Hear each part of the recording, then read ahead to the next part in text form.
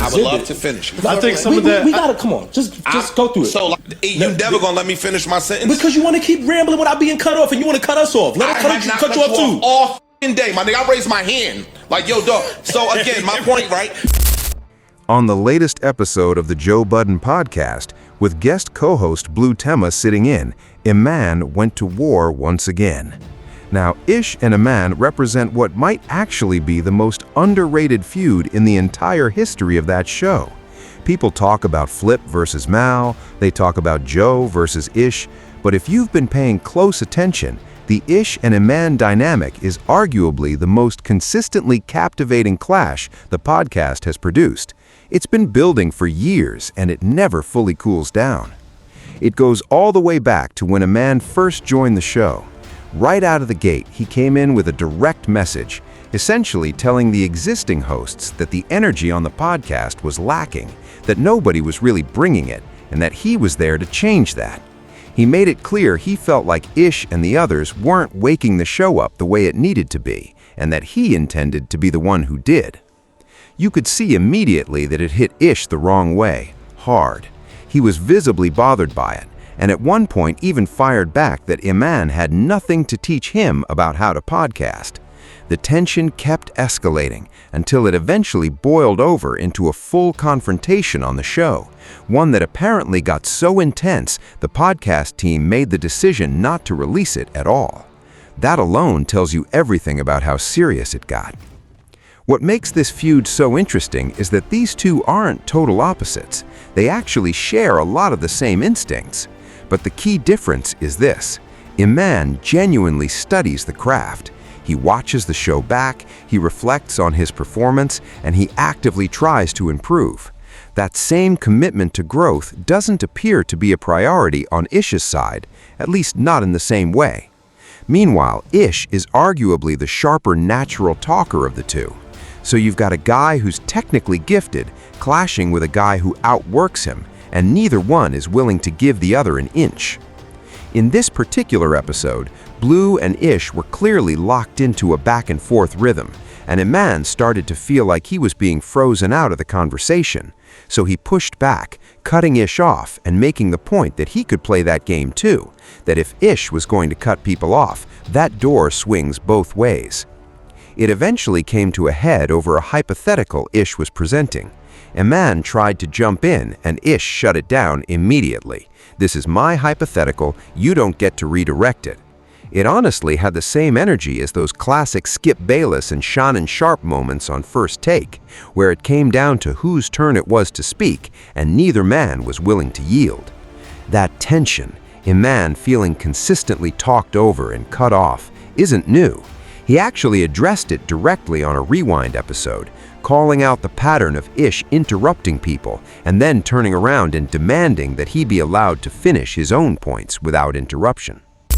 Get 3 of you for 20 apiece. Ish, can a nigga say something?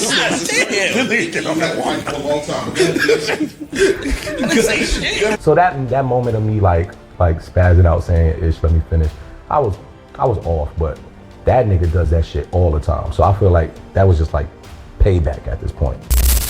The way Emanny sees it, Ish has developed a habit of leaning on elaborate analogies as a substitute for making a direct argument.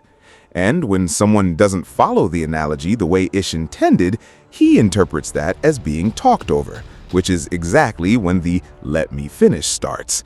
It's a pattern Emanny has clearly clocked, and calling it out openly has become part of how he engages with Ish on the show. What's equally telling is the body language. Whenever Emanny starts speaking or tries to jump in, Ish's reaction is visibly dismissive. It's as though he doesn't quite place Emanny in the same category as someone like Joe Budden, Mal, or Mark Lamont Hill, people whose presence he appears to respect without question. With Emanny, the energy is different. There's a visible impatience, almost like he's waiting for him to stop talking rather than actually listening to what he's saying. But here's the interesting thing.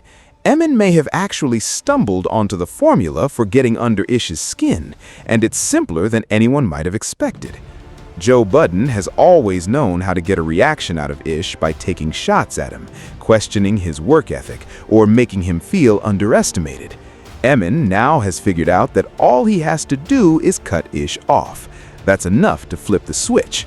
And in an episode where Joe wasn't even present, he had to step out for a family commitment, that dynamic alone kept the energy going and the episode compelling. Now, as for the guest co-host, Blue Tema, there was something interesting happening there, too. Her energy and the way she positioned herself drew some unavoidable comparisons to the Dr. Bryant archetype, the self-help, life coaching, trauma processing type of personality. The key difference being that Blue wasn't claiming any formal credentials, but the lane she was operating in was unmistakably similar, and that made for an awkward undercurrent, given that Blue had previously voiced real criticism toward Dr. Bryant, essentially calling out someone who, from the outside, appeared to be operating in the exact same space. Beyond that, there were also some pointed comments from Blue directed at figures like Omegle Reed and Melissa Ford that raised some eyebrows. The shots at Melissa Ford in particular felt loaded enough to warrant their own separate breakdown, and that's something worth revisiting in a future video. What was also quietly fascinating was how Mark Lamont Hill handled Blue throughout the episode. He seemed to give her a lot of space to run with her thoughts without pushing back much, almost as if he had made a conscious decision to let her talk rather than engage with anything too directly. There's something worth reading into there, and connecting those dots is going to take a closer look. Then there was Sasha, who joined the episode right around the time Joe stepped out. And honestly, she had a difficult time finding her footing. She looked visibly unsure of herself throughout, almost like she shrank in the presence of Blue's energy. It seemed clear that Joe plays a significant role in helping Sasha find her voice in those conversations, and without him in the room, she struggled to assert herself. Even Mark tried to draw her in, but it didn't quite take. The one observation worth making on a lighter note, Sasha appeared without her usual makeup this episode, and she genuinely looked great. Natural, confident, and completely pulling it off. That's worth acknowledging. Drop your thoughts in the comments. Who do you think has the stronger argument, Ish or Eman? And what did you make of the overall cast dynamics this episode? Also, make sure you're checking out the second channel, Quiet Part Out Loud. It's been picking up real momentum lately.